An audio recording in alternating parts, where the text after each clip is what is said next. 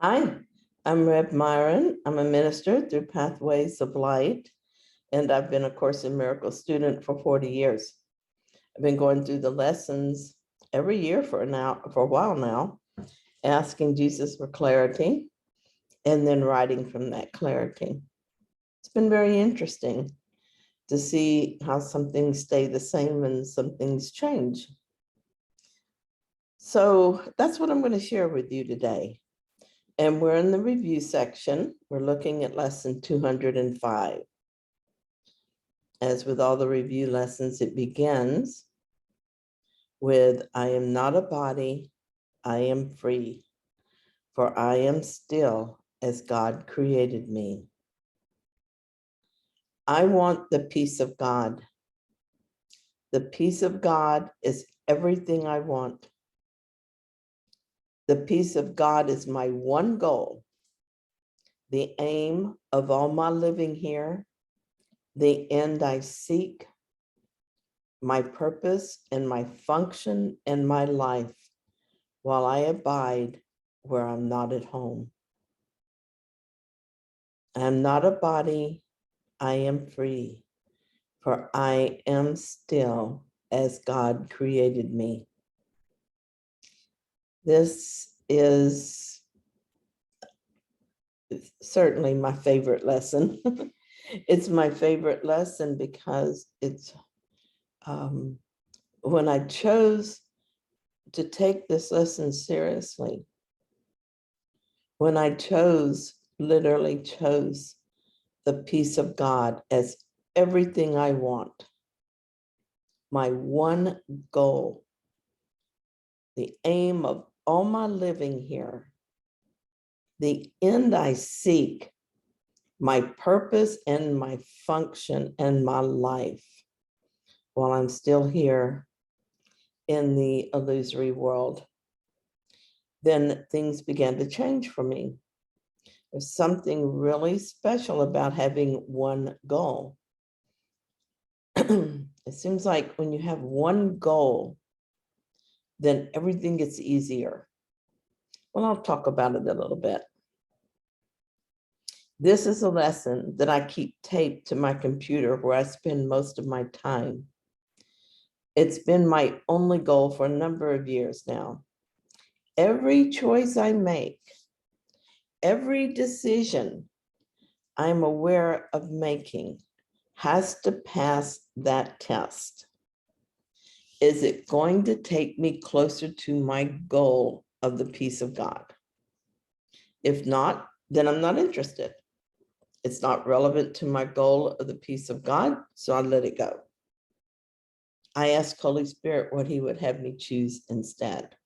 You see how easy that makes everything?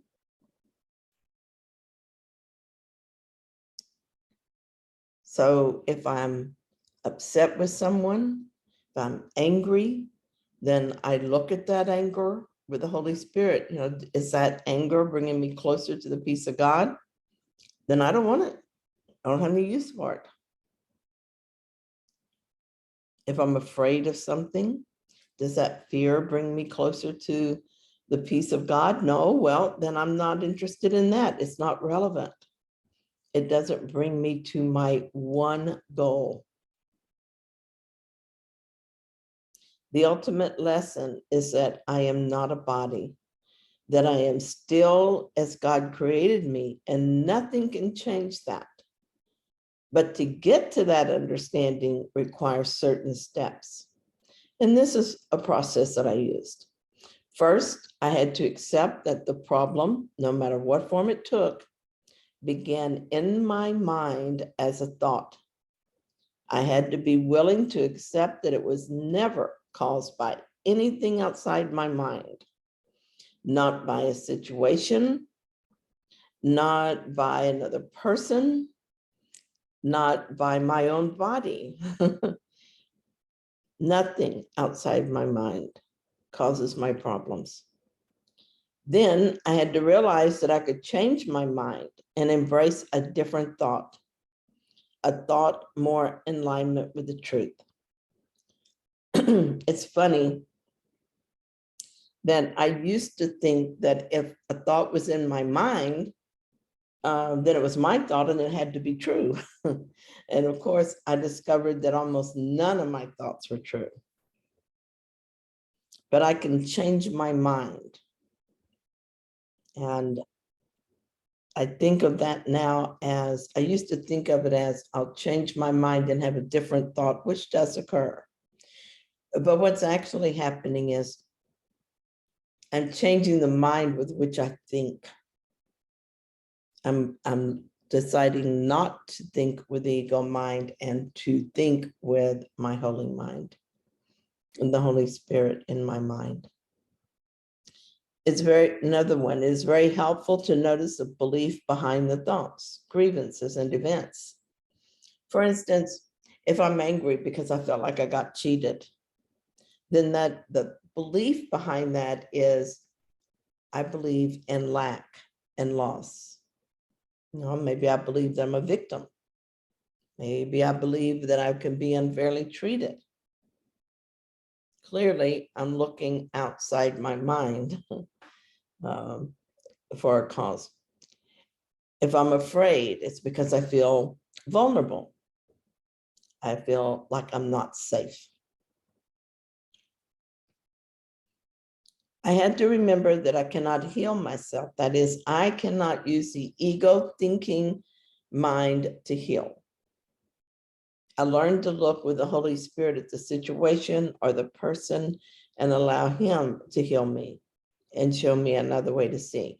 My part is to want healing more than I want to be right, more than I want a certain outcome. Healing is what I want.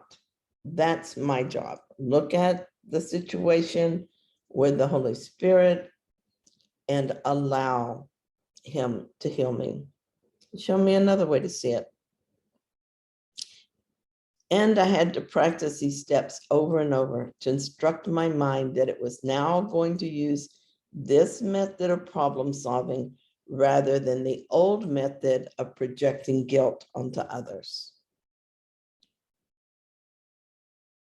As I practiced this more consistently, my mind began to clear and certain ideas from A Course in Miracles began to take on a deeper meaning. I began to accept them more fully and to do so without exception. This is when the realization that I am not this body and not in this body began to feel real to me.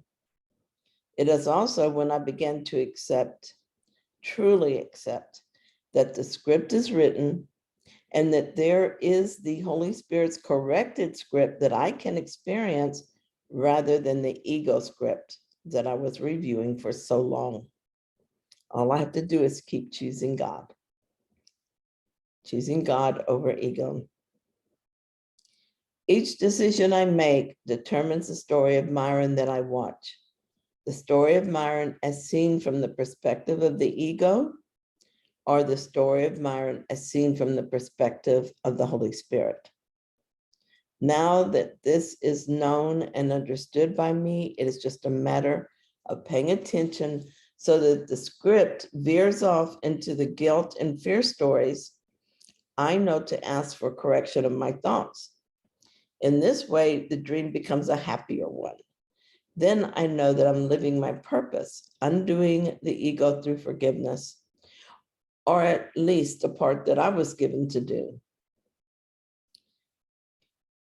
So here's something that I wrote. I don't remember exactly what was going on, but here's what I said. This was a while back. It's in my journal somewhere. This is a perfect lesson for me today. Yesterday was difficult. I had a lot going on and I was in pain for most of it. Nothing was going as expected.